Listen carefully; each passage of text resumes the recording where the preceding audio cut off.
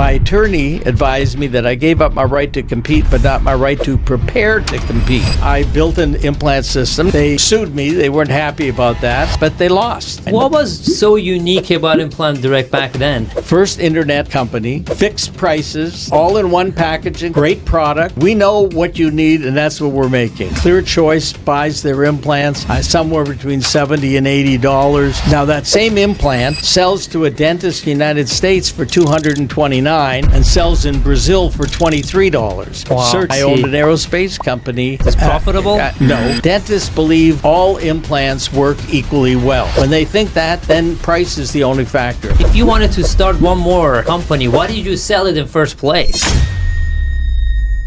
Dr. Niznick, welcome to the podcast. It's an honor to have you here at the show. Thank you. It's great to be with you.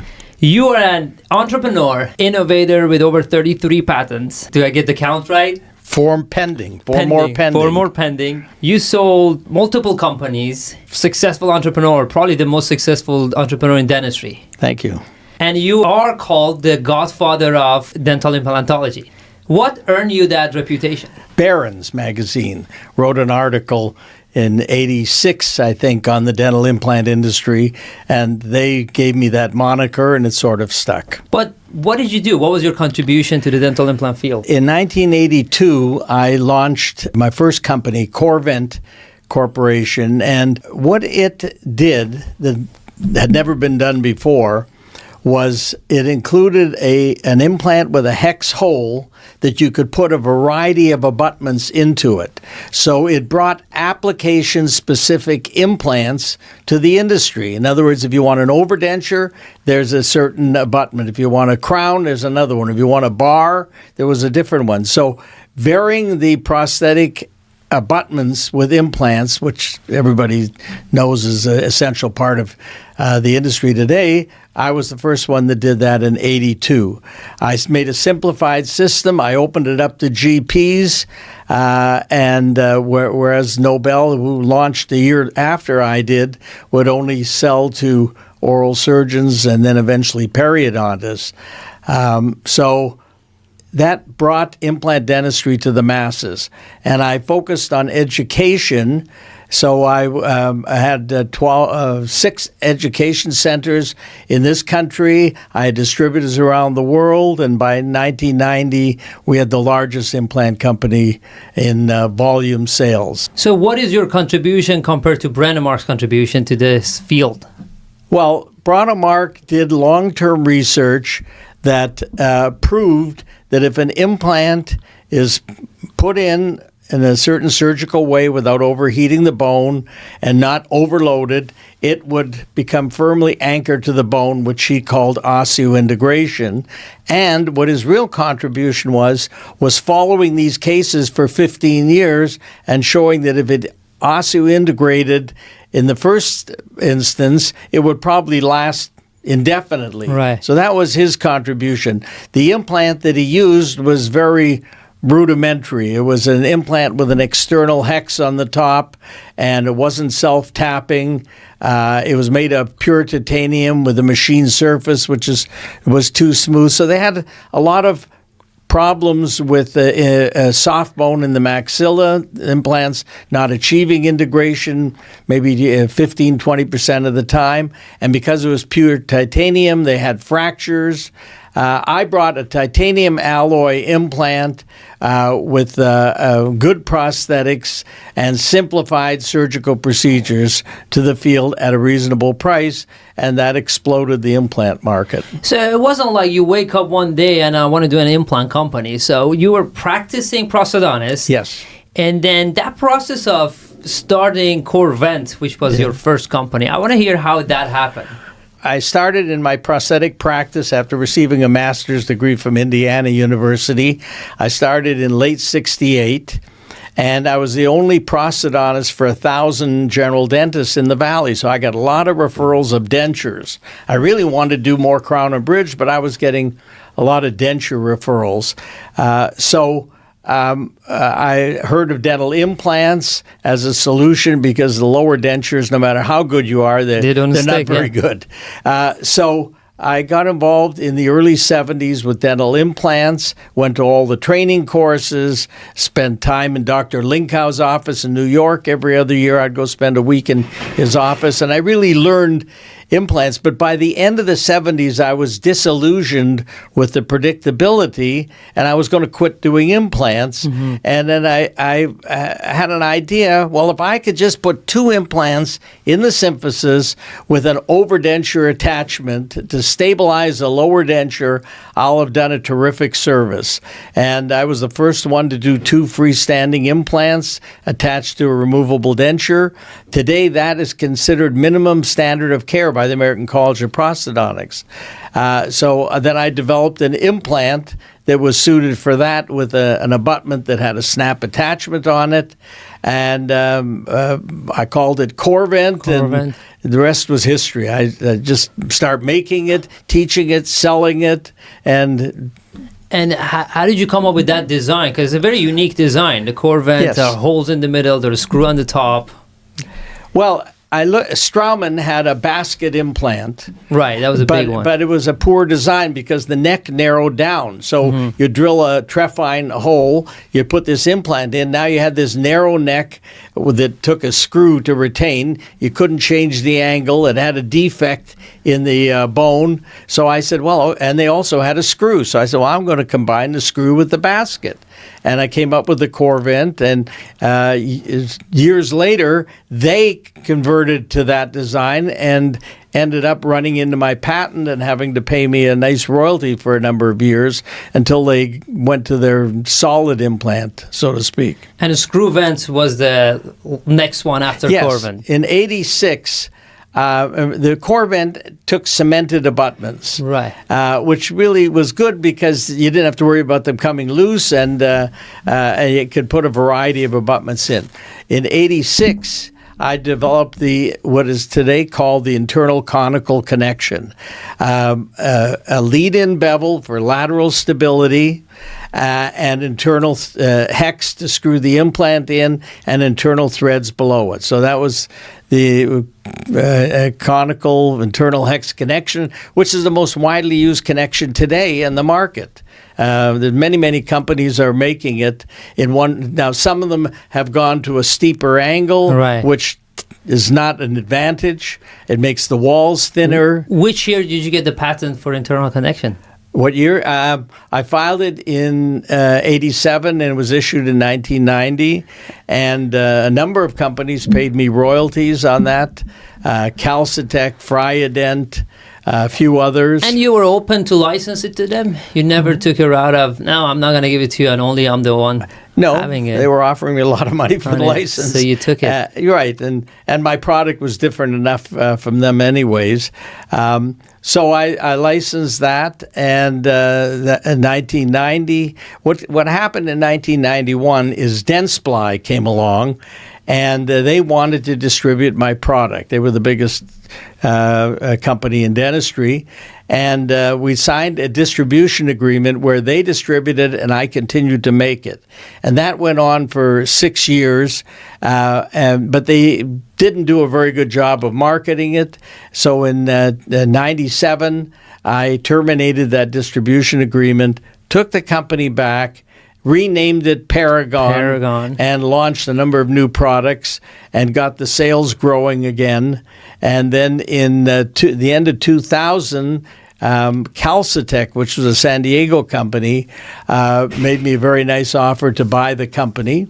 And I sold to them. And Calcitech became Center Pulse, became Zimmer Dental, and today is ZimV, which is still selling the screw vent implant. Yeah, you're going too fast. I have too many questions on the Corvent screw before the Dentsply. Question for you is, how was the revenue growth those early years of Corvent? Exponentially. Right. Really. First year with Corvent, we did 35,000. The next year, 135. Then $1.3 million, $3 million, $6 million, $12 million. Did you have reps? How did you sell? Okay, I'm trying to. Yeah, we had reps. We had some reps. How were not you many. selling back then in the 80s, 90s? Well, it wasn't on the internet. That's for sure. For sure. Through training programs. I had 6 training centers. Doctors, an oral surgeon, a periodontist, and a restorative doctor came and took my course. And I said, okay, why don't you run a training course in Miami, in Toronto, Texas, Seattle, around the country, and we provided them the training things they needed, the models and everything. And at the time, you quit clinical dentistry as a full-time career, and you were a full-time CEO?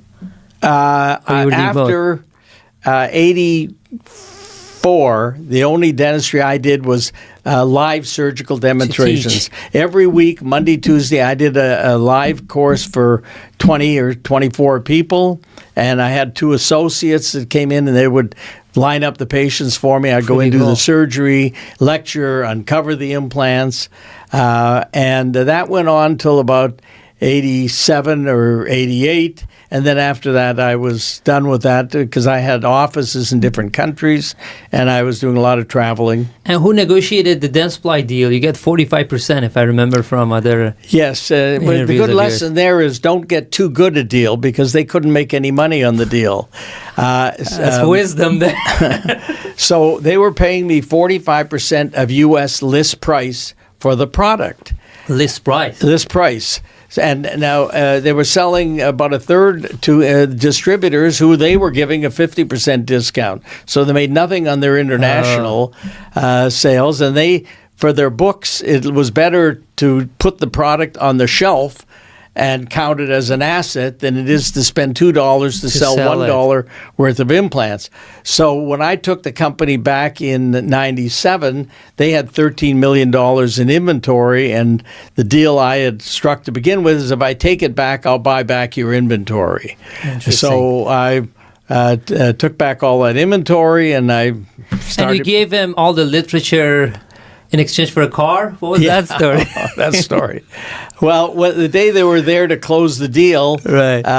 I said, I've got all this literature. Do you want to buy it? I would have given it to him. Right. It wasn't doing me any good, and I'm getting 45% of the sales anyways. Okay, but we're not paying you more than you paid for it. So we did an analysis, and I had $250,000 worth of literature. And across the street from my office was a Rolls-Royce dealership. So I went across the street and bought a Corniche convertible for $225,000, and I told him, I gave you the literature. You see that car parked out there? You just bought that for me. That's brilliant. That's amazing. And how many years you were in litigation with them to take the company back? Just the last 2, and it was just arbitration. It was an arbitration. And were you excited to take it back? Because they were not selling, right? You wanted, as an entrepreneur, you want your product to be sold and seen everywhere. The minimum that they had to buy was giving me close to $1 million a month income. So I wasn't that excited about taking it back. And you were doing nothing for it, basically. Doing nothing. My staff was making the product. They had so much product, they would let us decide what we wanted to make and sell them that month to meet the minimums. They didn't even get involved in that. So the idea of the arbitration was to get them to market to the standard of the industry, which is what they were required to do. I had 13 people in an education department when I gave them the company. They got rid of that, and they didn't do any education. So I was not trying to take it back. I was trying to force them to market because we were number 1 when I gave them the company. We were number 5 when I took it back. Wow. And who came during those years to take the market share from you?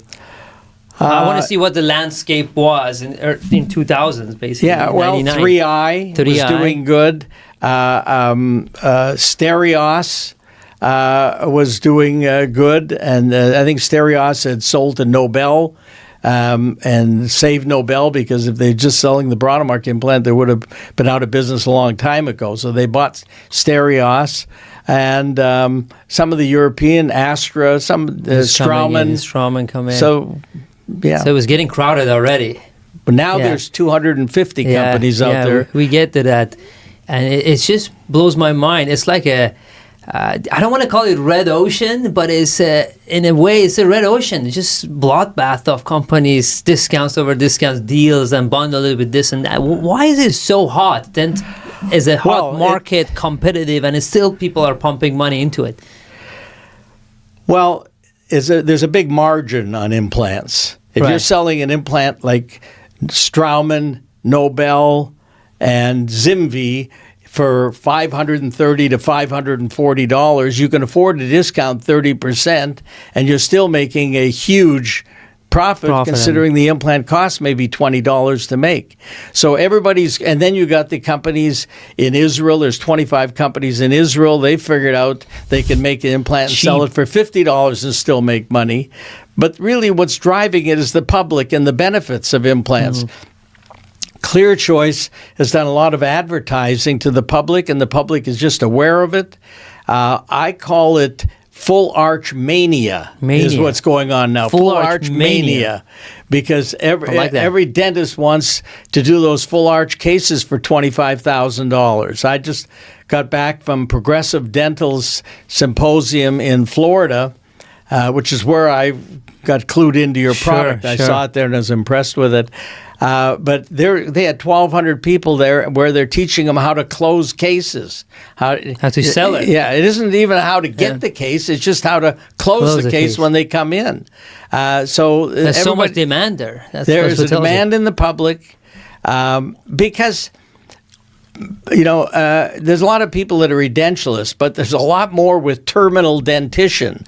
For instance, a friend of mine in Canada is 90 years old, and his dentist told him he needed a couple of implants. So he sent me the X-rays and for my opinion, and I said, you wouldn't want to put implants on the upper left. The whole upper's got to go. I see. You don't want to fix up one area when the rest is in trouble. So there's a lot of terminal dentitions out there that can only be fixed by full arch cases.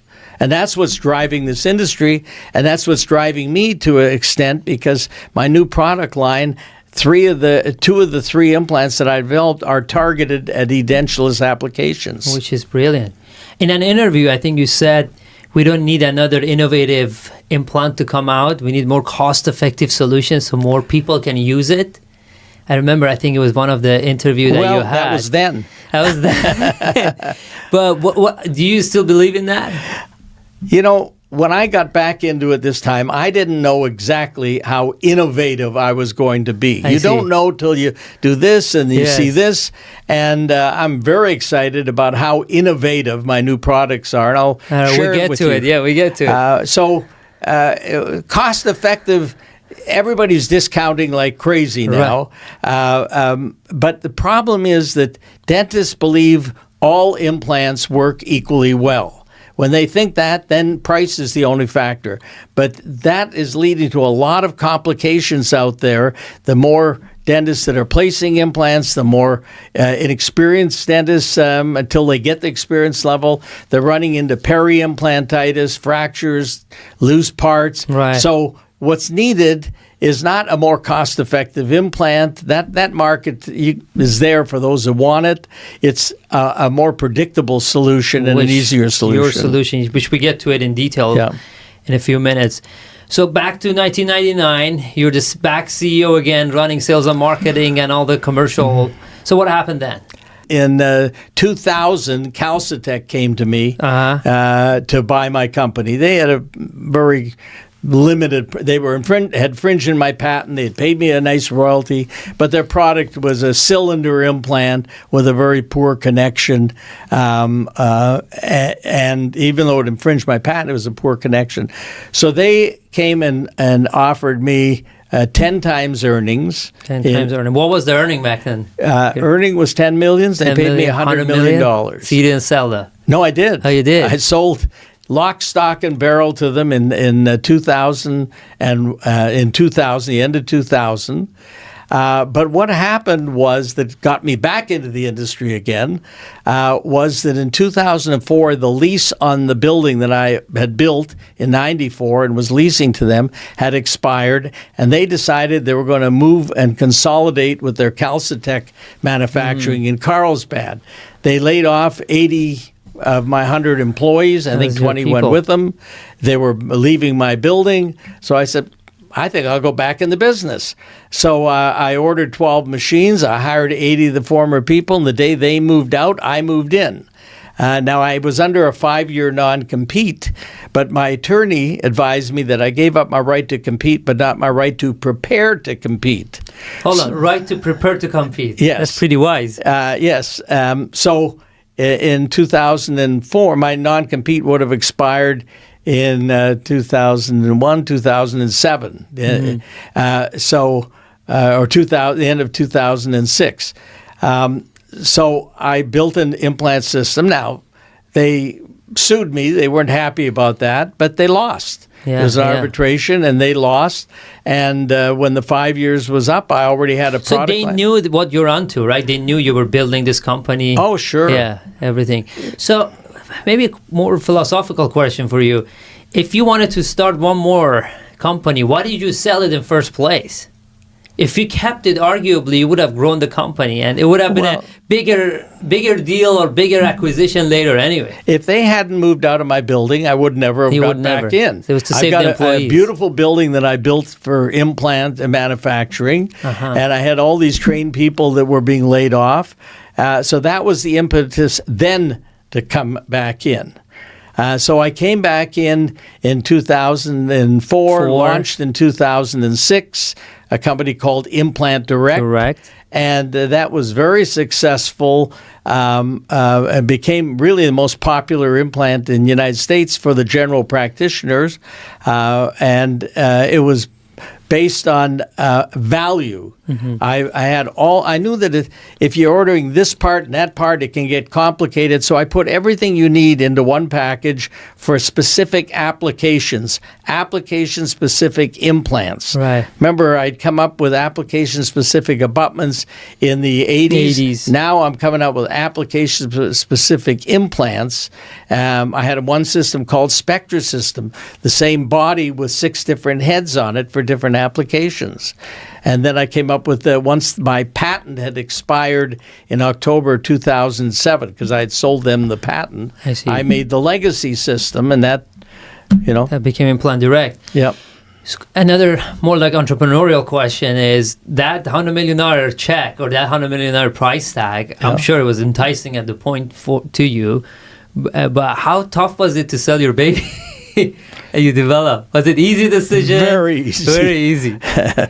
Because I had been working so hard for so long. So you wanted a big exit, basically, yes, and that I happened. thought, okay, I'll retire. I don't even know how old I was then. How many days did you retire, basically? Because I heard this from a lot of entrepreneurs. It's like 2-month retirement, then they're back into the game. Well, I'd say a year. A year. Travel. Well, no, I went into the aerospace industry. Oh, you went to aerospace back then? 2002. Didn't know that. My son-in-law had heard about this aerospace company that was in chapter bankruptcy. I bought $10 million of bank debt for $3 million. I was the only secured creditor, so we took it out of bankruptcy, and I owned an aerospace company, which had 60,000 square feet. We've since Where was this? In the City of Industry in Los Angeles. Oh, L.A. We Nice. since have expanded it to 2 factories and over 200,000 square feet. So you still kept it. It's profitable? No. No? You're just having fun with it? Well, I would have more fun if it was profitable, but the aerospace business is a very tough business because the aerospace companies will place an order, you bid on it. These planes are built by the 100 lowest bidders. That should be reassuring. That's scary. And then doors fall off. Yeah, with 737. So you bid on it, you got to bid to get the job, and then after you got the contract, depending on whether they are going to sell the plane, they can say, well, I don't want that order right now. You just bid on it, you tooled up for it. Right. So it's a very tricky business. But we've learned a lot in 20 years. And 2023, we were Spirit Aerospace. I have that picture. Spirit Aerospace, which is the largest supplier to Boeing. They make the fuselages for Boeing. In 2023, we were their supplier of the year out of 600 600 suppliers, not on the volume that we gave. This picture, right? Yes. That's the award. That's the award. And that's a very big award to get, because then when they got tough jobs, they give it to you. They'll let you bid on it, but you're the first one, and if you're close, you're going to get it. So the business is picking up very nicely now. Because what is that part you're standing next to? Oh, that part is a 14-foot rail. The 777X plane, which has not yet gone on the market, has big GE engines, and there's 4 rails around each engine to guide the thrust reversers that come and close off the engine. Mm-hmm. So that's a $60,000, $70,000 part. If I can make a 14-foot part, I can make an implant that's 10 millimeters. What are the margins in this business? 10% maybe. If you have to be right. super. It's the opposite of implant dentistry. That's right. That's amazing. But the nice thing is that it's such a tough business that the people without deep pockets are dropping off. Oh, and the ones that survive get awards. You're there for the awards and the fun of it, basically. Yes. And running we make a lot of interest. We make parts for the F-35. We make a lot of parts for the 737, 787, and Phantom Works, where they're making secret airplanes. They'll give us parts. We don't even know where it goes on the plane. Can I come tour it once? Anytime you want. Absolutely. So back to the implant game. 2004, you prepared to compete. Well, 2004, prepared. Launched in 2006. Okay. Sold in 2010. Danaher, which owns Cybron, right? And they had an implant system called Innova, which wasn't very good. They came and made me an offer I couldn't refuse, and they bought 75% of the company, and the remaining 25%, there were certain options to buy. So they bought 25% the end of 2010. And the end of 2013, they bought the remaining 25%. What was your revenue at the time when they bought it, 75% of it? We're doing $57 million and netting 20. That's $50 million. Oh, that's brilliant. How's that for a margin? That's amazing. And how much did they pay for it? They paid ultimately over $300 million. That's brilliant. And you grew to $57 million in 3 years almost, right? No, not really. 57 from 2006 to 2010, 4 years. 4 years. And then from that's explosive growth. Yeah, from 2010 to 2013, I took it up to 100 million. I stayed on as president, and then they continued to grow after I left. But then they closed their European operation, and their prices continue to rise, and they'll be a main competitor of mine. So what was so unique about Implant Direct back then that you get so much traction in 4 years? First internet company, fixed prices, there's no discounts. No bullshit price. All in one packaging, so they're getting a lot of value. Right. Great products.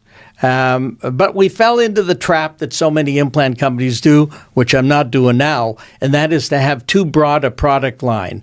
You make this product to go after that company and this product to go after that, and then you come up with your next version, but you keep your old version. You become a big catalog. Yeah, so I end up with 16, 17 different implants. This time around, I'm only making what you need. That's our... What you need. What you need. We know what you need, and that's what we're making. And it boils down to about 3 implants and a very narrow product line, which has the big manufacturing advantage. You hear so much about back orders. Well, when you've got 2,500 different parts and you got 20 machines, you got to break down a machine to put another, which takes a day to set it up. That creates a back order. That's pretty interesting. Now I've got 25 machines, and once a machine is set up to make a certain part, it won't be changed. That is, if we got too much of that part, we'll just turn it off. But I don't see that happening. And Jerry, when I'm hearing this story around Implant Direct specifically, you acted as a product manager. I think that has been your... I'm head of marketing, head of products, What else am I head of? Everything. I have very, very good people that can do the manufacturing, the regulatory, and I acted as head of sales. I eventually brought in some sales managers. We ended up at Implant Direct, which was starting out to be strictly internet only. We ended up with 70 outside salespeople, and why did I do that? Because we would sell somebody a product, and the salesperson from another company would come in and badmouth us, and would lose this customer. So we needed our own presence in the market, and that's why you created it. Yeah. And I read somewhere that you had essentially database of what discounts other companies were giving, and you called them discount companies. I think it was brilliant marketing. I created National Discount Registry. Anybody could look at it and see who was getting discounts in their zip code. I figured if these companies are going to discount their products, charge high to the people that don't know how to negotiate or the big users at the expense of the small users, guys, I'll expose it. So my salespeople would find out what discounts people were getting. They had a form, they'd fill it in, and we'd enter it, and we'd... They hated you for that. I hope so. That's brilliant. I've talked to the heads of Straumann and the various companies that they don't even know what the product they're selling. They don't know why. When they come up with a new product, they don't know if that's going to be good or bad or whether they need a new product. I could go through their product lines and throw out 3/4 of their implants and make them a lot more profitable. But they don't have the confidence because they don't have the knowledge. So they have to listen to this opinion leader or that opinion leader. Or the executives are higher. Yes. I called it organic incompetence, and I told Danaher they were suffering from organic incompetence. And what is that? Well, the person who hires at a high level hires somebody below him. If he doesn't know the job that person has to do, then he can't pick the right person. Right. Now they got that person doesn't know the job, and he picks the wrong people, and it goes throughout the whole organization. People are reporting to people that never did it and don't know what they should be looking for. And here in our company too, we're founders. You know, we show up, fight every single day, and we feel sorry for our competitions who are really not run by the founders level of mentality for the most part, and it's fun to compete. So how was negotiation with Nobel? Oh, Danaher at the time. Well, they came to me in 2009. And they were talking, they were interested, and they were talking about $200 million. And I said, I'm not interested. And then they came back the next year, and we got the price up to where I was interested in. And did you have a price in mind? Or I really didn't. Somebody told me, a very wise person in the industry, I don't want to mention his name, said you should ask 300, not 200. I said, okay. So I said, okay, I want 300. But the funny thing was that they negotiated 280,000. They knocked off 20 because they were going to let me keep 25% instead of 20%. And they said, and we're giving you Innova to blend in. Well, when I finally looked at the books of Innova and saw I was losing money, I went back to them. I said, the deal's off unless I get my 300 because you're giving me a company that's a loser. Now, if somebody's going to offer you 280 versus 300, I don't know who's going to walk away from that. 20 million, I certainly wouldn't for 20 million, but I somehow convinced them that I would, and they gave me the extra 20 million, and I think they regretted that. And I mean, the ability to walk is the best negotiation tactic, and it's not easy. And how was it negotiating with corporate executives? Was it fun? You had an advantage. You were the entrepreneur. It wasn't so much. The negotiation took place over 45 minutes in their office. The head guy said, "Here's what we'll pay you got up to 280. I was asking 300. They said, okay, we'll give you 25% instead of 20% of the company, and I was happy with the deal. So you never hired bankers or those sort of things? No. No, there was no intermediate. Nobody came with me on the talk. And you never raised any money for any of your companies? Never borrowed. Bootstrapped right from 1982 on. Which is brilliant. Well, I got no partners. Yeah, well, something I wasn't able to do. I raised a lot of money, and at the time it was fun because you inject a lot of inorganic growth by the capital, but at the same time, it limits your own upside because once you sell, you have a smaller piece of the pie. That's brilliant. So let's fast forward to 2000. What time did you come out of Nobel? Not Nobel. What happened was that they bought me in effectively January 2014, and September 2014 they announced they were buying Nobel for $2 billion. Now the first thing I told them when they bought $2 billion, that was $2 billion. When they bought me in 2010, the first meeting in 2011, I said, you know, Nobel's got a stock value of $1 billion. You should buy them and integrate it with mine. And they laughed at me. You know, 3 years later, they paid twice as much for the company. So they bought Nobel, but they keep Nobel separate from Implant Direct, whereas Straumann and Neodent are more integrated, same shopping cart. And today, once they bought me, then they started integrating the shipping and the management. But they try and present as two separate lines. And all these years, were you tracking Zimmer, and later became Zimvi, your first product line? Were you tracking what they were doing? And they did very well. They did very well with the screw vent. But what's happened in the last year, 2023, is both Zimvi and Implant Direct came up with their next generation of my product, which is a big step back in design. Oh, wow. And I've written on my Niznick.com controversy section. You can see the analysis of the shortcomings of every implant system pretty near. And Implant Direct came out with the Iconic, which was combining two of my implants. And ZimV came out with instead of the titanium... the tapered screw vent, they came out with it, which is TSV. They came out with a TSX, which just made the threads a little deeper, but the cutting groove is bidirectional, so it creates a lot of bone chips, and not a good thing. You want to compress bone instead of cutting it for higher stability. So they don't have the people that know how to make an improvement. They know how to make a change. They know how to make good marketing to explain their change. And you're very openly criticizing other implant systems in your LinkedIn, and that has been working for you. I don't know if it's working, but what I see on LinkedIn is people post things that are inaccurate, and I just use that, jump in and explain what the science shows, what the research shows, and then I save those into analysis on Niznick.com, and then next time somebody does it, I just put the link in there of what I've already written with pictures and everything. So yes, I'm not. As a matter of fact, this interview came out of watching you interview Tobias Richter on the Matrix implant. Sure. And then I just read the Neodent. I think it was 17 pages you wrote on Neodent. Yeah, 13 pages. 13 pages. Took me 13 pages to write all my criticisms of...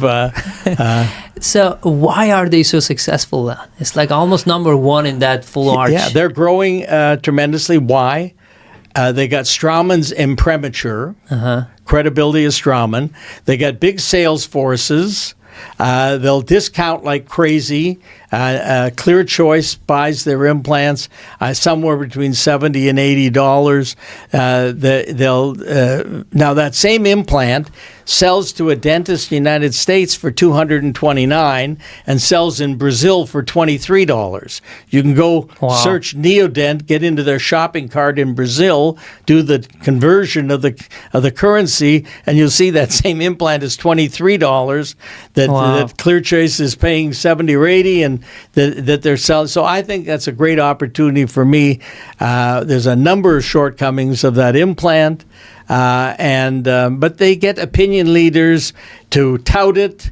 My last posting on LinkedIn, where they had a salesman in sort of a sing-along where they were shouting out all the advantages, so I had to add another page to my analysis breaking down why every one of those things could be a negative instead of a positive. Yeah, and I read them all. Jerry, and How are you in hotel business all of a sudden? Stupid. I got into what was called hard money lending at a high interest rate. So I lend somebody some money to buy a couple of hotels, and this one I ended up taking back. I couldn't sell it, so I renovated it. I put about $25 million into fixing it up, made a Beverly Hills hotel in Bristol, Connecticut, which is the home of ESPN. This is Bristol, right? Yes, that's the convention center. There was some acreage beside me. I know this is 140 rooms or something like that, full-service hotel, one tower of suites, indoor swimming pool, sports bar, everything. There was some empty land beside me, and I wanted to build an extended stay hotel. Because there was one down the street that was doing pretty well, and Hilton had come out with a new brand called Home 2, which is very popular, and I wanted to get it before anybody else did. So I tried to buy the land. I wanted to buy 2 acres. They wouldn't. Otis owned it. They wouldn't sell me 2. They said you can have the whole 6. So I took 6 acres, and then I ended up designing another hotel and a convention center. And the convention center will hold 650 people to a sit-down dinner, and weddings and bridal suites and the whole 9 yards. It's probably the nicest facility between Boston and New York. And the idea is that this will bring people to the hotel. So I got into it as a much bigger project than I thought it was going to be, but we're now completed, and we're very excited about operating it. That's brilliant. That's the new one? That's the graphic image of the facility. This would be the convention center. That's the Home 2, and that's the DoubleTree in the back. I would love to come tour all of them at one shot. Yes.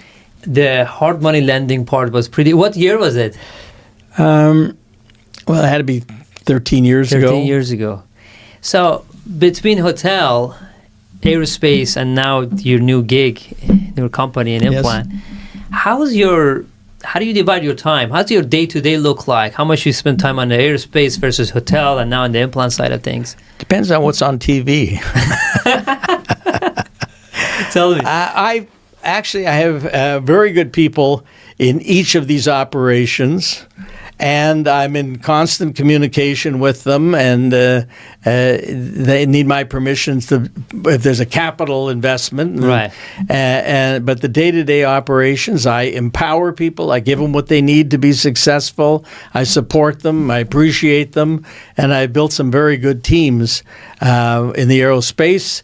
As well, we were almost 200 employees. In the aerospace side in the aerospace. Hotels probably about the same. And the implant company is going to be at 100 very soon. My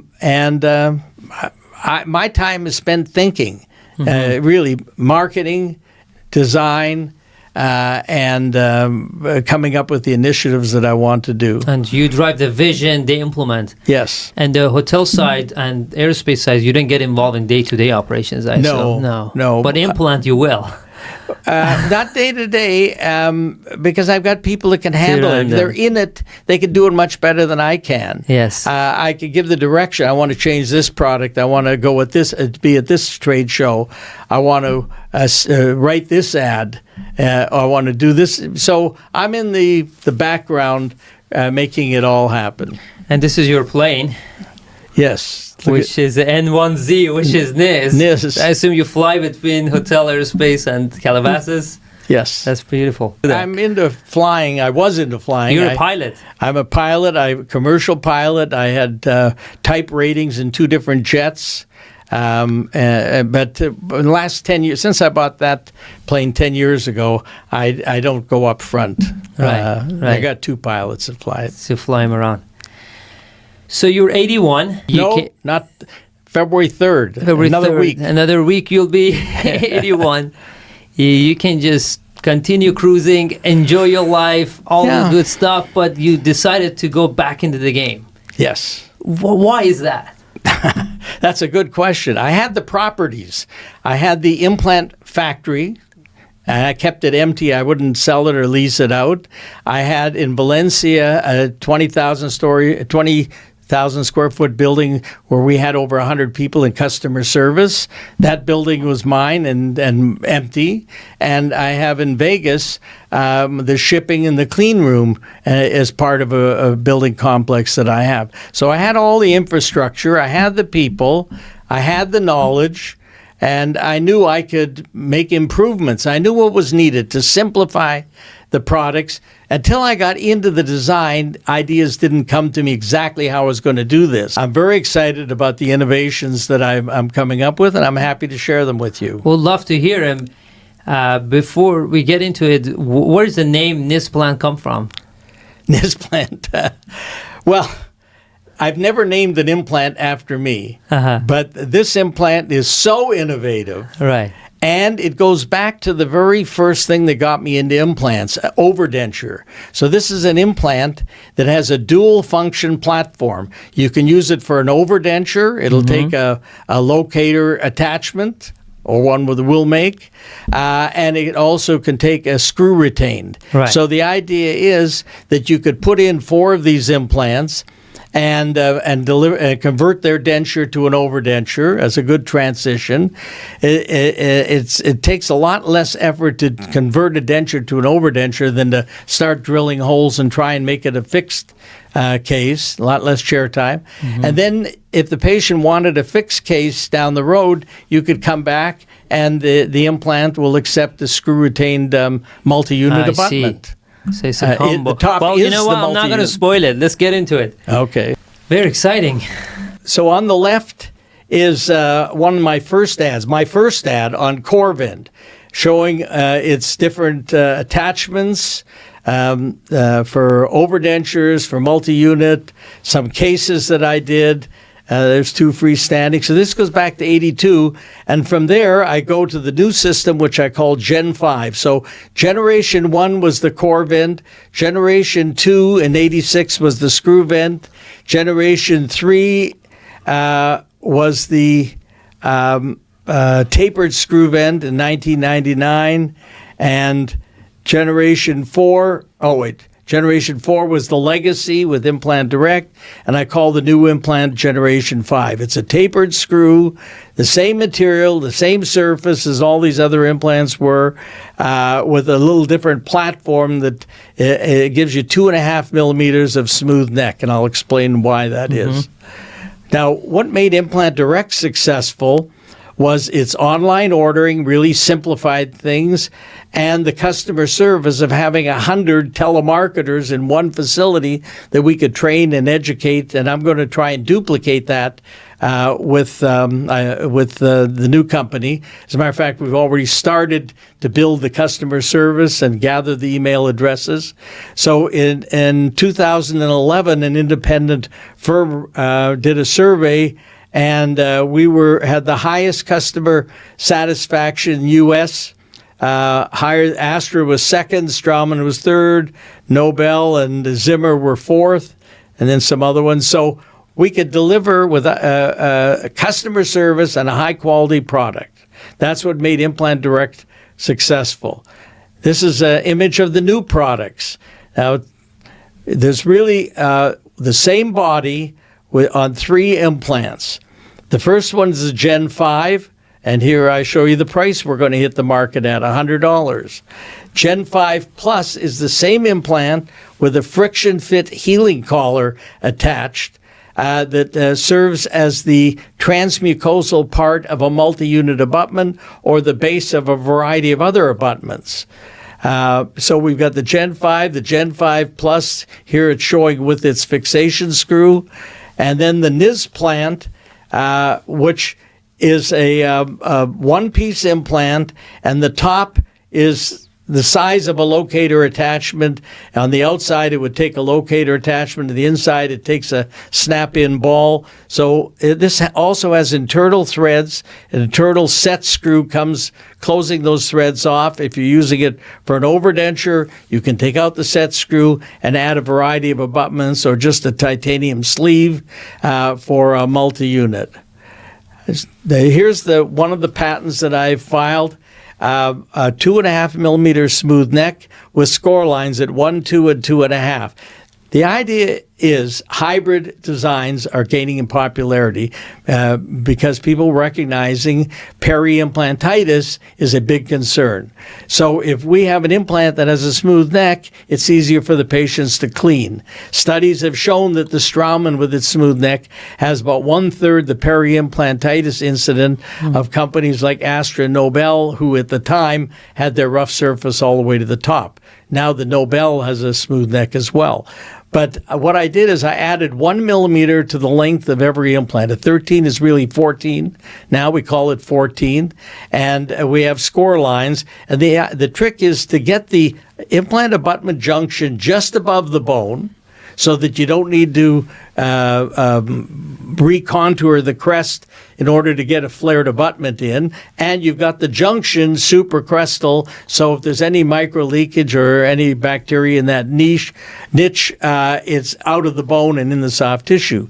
Then you want to have some smooth below the crest, because when you bone remodels and you lose some bone, you want a smooth surface exposed. Fact of the matter is that most of the time when you're placing an implant, the ridges are uneven. If you put it level with the lingual, it'd be 2 millimeters exposed on the labial. Or if you're doing an extraction socket, you got to do a lot of bone grafting to cover up the exposed surface. This should eliminate a lot of that. So that's one of the big changes, is a longer smooth neck with score lines. So here again is the Gen 5. The Gen 5 Plus with this collar is friction fitted. We'll talk about that. And by adding this prosthetic screw, you turn it into a standard multi-unit abutment. And the Nizplant has a dual function platform. So here's the patent that I filed on the extender, friction fit extender, that will get that junction up higher. The big thing is vertical flexibility when you're placing an implant. The ridge can be sloped, bone can recede. You got tissue thicknesses different if you want it to be one stage. So you can't just rely on a fixed smooth length neck. You need the ability to move that implant up and down. And here is the Gen 5 Plus. So this shows the friction fit collars that are added at the factory. These are the screws that would convert it to a multi-unit abutment. We have a variety of abutments that'll sit on that platform. So this will get that platform up closer to the level of the tissue where it's easier to restore. This is like Nobel's on-one system, except there you have to buy the healing collar and screw it in, and then you screw in your prosthesis or your crowns into the top of that screw. This healing collar is attached friction fit. An important thing is the emergence profile. Companies that have one connection only end up with a very poor emergence profile on the wider implants. So we've got two different connections. They're color-coded, yellow or pink. And because of that friction fit occurring, we can even overlap the shoulder, as you see here on the wider one, and have a perfect emergence profile on a wide implant. This is showing all the variations in height. A big problem is how many abutments are you going to inventory? You need 2, 3, 4, 5 millimeter abutments. You don't know what the tissue thickness will be. Well, with this implant, you can move this from 2 to 4.5 above the bone, just from the positioning relative to the score lines. And then these fixation screws that you attach, the prosthetic screws, come in several heights as well. So all you need to inventory are the fixation screws, 4 of them for $100. Your entire inventory is a couple of sizes of these fixation screws, prosthetic fixation screws, perfect for totally edentulous applications. This is for totally edentulous, but also with all the different abutments that we attach. When you're uncertain of the tissue thickness, this is a great implant that gets the connection up. If you ever want to drop the margin of the crown down, you could take that off and go right down to the implant. Here's a case of immediate insertion of a number of implants, and this is typical. You see exposed threads and rough surface that are going to require bone grafting, whereas with the Gen 5 Plus, the extender is already pre-attached and the neck is smooth, so it doesn't matter if it gets exposed. And then you attach these prosthetic screws and you convert it into a multi-unit case. Whereas here you can see they're trying to attach the abutments in a pool of blood. You trap blood in the connection. So this is a much cleaner, simpler solution. Then the Nizplant we've talked about, it's a one-piece implant, so we can make it 3 millimeters in diameter, all the way up to 5.7. And the platform is the same. It's a lead-in bevel internal hex, so it'll function as a multi-unit abutment or for anything else you want, or an overdenture. The idea being that you can deliver 4 of these with an overdenture and later convert it to a full arch fixed restoration. And filed a patent on that as well. Here's a simulated case showing 4 of them in the maxilla. The packaging is very simple. This implant hasn't had its surface put on it yet, but this is the kind of vial that we have, and all the components for the overdenture are included at that $150 price and come in the package. We're also going to simplify the surgical procedures. Here's our surgical tray. We'll have drill stops, color-coded drill stops, that you can decide, do I want to place the implant a millimeter above the bone, or do I want to place it level with the bone? You pick the drill stop you want, and the diameter, outside diameter of the drill stops works with a surgical guide. So the problem with surgical guides, you have to use a key for every different drill, or you have to, some people are now launching drill kits where they're length specific and have the hub on it. You don't need to do that with this, and you don't need to guess where the stop is based on how high you position the surgical tray, because you just put this down and it'll stop on the bone when you want. So I think that's going to be a real neat addition. All right, here's a picture of my aerospace companies. This is a fuel floor. This is the thrust reverser. And here's the award we received. And we didn't receive it for being Spirit Aerospace's biggest supplier, just the one with the best precision and the best on-time delivery. Here's a picture of the hotel. The convention center, and I'll be doing lectures in this on the East Coast, 2 18-foot screens in the ballroom. And finally, this is a nice image of the 3 implants, Gen 5, Gen 5 Plus, and Nizplant. And we think this is going to really be a benefit to the profession when I bring this to the marketplace. We're going to do it internet only. There'll be no salespeople. How do you make an implant and sell it at $100 when you're investing $25 million or more before you sell your first implant? And you do it by keeping your product line narrow and innovative.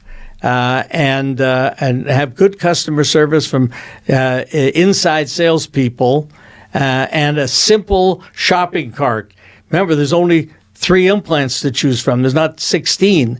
So it's really simple, and pick the right implant for the right application. And that's what Paragon is going to be all about. Simply smarter. So, Nizplant. Now, you want to answer my question? Why Nizplant? Yes. Because it goes back to the first thing that got me into implants, an overdenture. So here's an implant that is designed for an overdenture. Put it in, and now Zest sells implants for overdentures, but it's a 2-piece implant. It's got a post sticking up, and you screw in the locator top. So that means that you need, they got different diameters, different lengths of implants, and different heights of locator tops. This is set up where you move the implant up and down as you need it because of its neck, and yet it can be for full arch cases. Which brings me to your company, and what got me excited when I saw what you can accomplish with full arch restorations. With the hybrid Onyx Tough for hybrid prosthetics. Absolutely. Yes. What do you think of 3D printing in general? I think it's fantastic. I lived through 60 years. I mean, let's see, I graduated in 66. Right. We're coming up on our 60th class reunion. Wow. I've seen a lot of things. I mean, high speed was exciting. Right. So you go back to high speed, and then you got CT scans, and you got what you guys can do with printing. That's why you got full arch mania. The implants work, it's easier, and the prosthetics are getting simpler and better thanks to you guys. So for the Paragon, you don't plan to have any sales reps, which I admire that. It's going to be brilliant. So it's just e-commerce plus a call center, right? Right. Amazing. I think Dr. Oliveira, before this podcast interviewed, and he was talking about, I still prefer to stay below the bone. He wanted me to ask that question from you. Why are you going against the common knowledge right now? Well, that's it. I'm taking on the industry with that one. Let me tell you why they go subcrestal. Okay. They go subcrestal because the implants have a blasted surface and they don't want it to become exposed to the soft tissue. Mm-hmm. So they push it down. They bury it. They bury it a couple millimeters, thinking they're accomplishing something when bone grows over the shoulder. You don't even want the shoulder. The shoulder is there because the implant only has one connection. So the wider implants using the same abutment creates a shoulder, which is a niche. If you lose some tissue and bone, you got an undercut that's hard to clean. If you're going to have a leaking margin, do you want it occurring in the bone or do you want it occurring above the bone? So there's studies that clearly show placing it supracrestal gives you less bone loss than subcrestal. I cite that. I didn't open up the links, but it was in that presentation. There's also shows that you get less stability. If you move it below the cortical bone, like the Megagen advertises and a lot of dentists do, you've given up the best part of your stability, that cortical bone that's there. And if you want to have a connection that's easy to get to, and also if you go below the bone, you usually need to contour the crest of the ridge. They got drills that go in and flat and open up the opening so you can get your flared abutment in. A lot of extra steps that are unnecessary. Just another advantage of a millimeter above the bone is you get soft tissue attachment to that millimeter that is not disrupted when you take off the healing collars and the abutments and the transfers. Now, this concept is advocated by Straumann, who has a 2.8 millimeter neck, and they recommend some of them are pushing the smooth neck in now. They don't know how much, but they're pushing it in, but they're leaving the connection above and the smooth neck above. Nobel has come up with On One. Some of their key opinion leaders said, no, look, we don't want to be chasing this connection down in a deep hole. Let's give us a healing collar we can attach that we can then use as the platform for the abutment. And there's a lot of reasons for that. I just solve all those problems by just sticking it out. By making the implant a millimeter longer, having a smooth neck so you can vary the height, and then taking it to the next step with a friction fit extender that comes with the implant and can be taken off if you ever need to get back and becomes an abutment. And as a matter of fact, some of this came from August's case that he did on my wife. Right. A perfect example, and I've told him this. He took out the tooth and he did the implant, and he had an 11.5 millimeter implant in, and he screwed it in, and it didn't quite have good stability. So he went a little deeper with the same implant because he didn't have a longer one, and he didn't want. He's already contaminated this implant, so he ends up 2 millimeters, 3 millimeters below the crest of the ridge. Well, then what do you get? You get the bone healing down like this. It worked out fine, but the ideal is why give away that contact with the crestal ridge? Why bury it where you have to chase it down into a tunnel of soft tissue? It just makes sense. I think I can convince the profession it's the way to go. Do that. I think when Steve Ballmer handed the baton to Satya at Microsoft, I read it somewhere. Give him one advice: be bold and be right. I think you're bold with that movement, and I'm sure you're going to be right in that. And convince the industry. I'm not standing alone because Right. I've got Straumann and Dan Boozer and Tarno, and those guys are advocating a hybrid design, and get the connection above. So the biggest stories, except they don't have the right implant to do it. You know, if they put a Straumann implant in with a 2 millimeter neck in the soft tissue, then now they got the rough surface right at the level of the bone, and it's going to get exposed. If they push it down, you know, they can do that, but there's no lines and no way to control that. Any complications on the soft tissue recession is going to expose the body of the implant? Any of those? 'Cause I think that was another question. If you got soft tissue recession and exposes it, better it should be smooth, because if you get a rough surface exposed, now you got plaque and biofilm, and that's what leads to progressive bone loss. So I don't care if it gets exposed. What does it matter if the first 2 millimeters above the tissue is a smooth abutment or smooth implant? Right. You know, as long as it's smooth. That's right. And the other innovative part of this implant is the flexibility you have on that abutment. You mentioned you could use it as a locator for overdentures or convert it That's to on the fix and the Nizplant. One-piece implant. Yes, I see. You know, you just screw it in, and now you got two abutments in one. Now, that only works in an edentulous jaw. I don't know that I would recommend using it for a single tooth. Sure. Because it's only got one diameter to the platform. But for edentulous applications, it's perfect. What's the price? $100? $100 for the standard implant, the Gen 5. $135 for the Gen 5 Plus with the extender. A prosthetic screw for another $25 will convert it to an implant and multi-unit abutment, so you get $160. And the Nizplant is $150 with all the attachments. So it's for an overdenture. It's less than buying a locator abutment itself. You're going to get the implant and all the attachments. And you mentioned you had some innovative packaging ideas a couple of days ago. What was that? Can you share? No, the innovation was that we could snap the neck of the Nizplant into the carriers that we already have. Mm-hmm. We were going to make carriers, titanium carriers that friction fit in, held in our vial, but I realized we don't need it for the Nizplant because it's got an undercut there, so it just snaps in.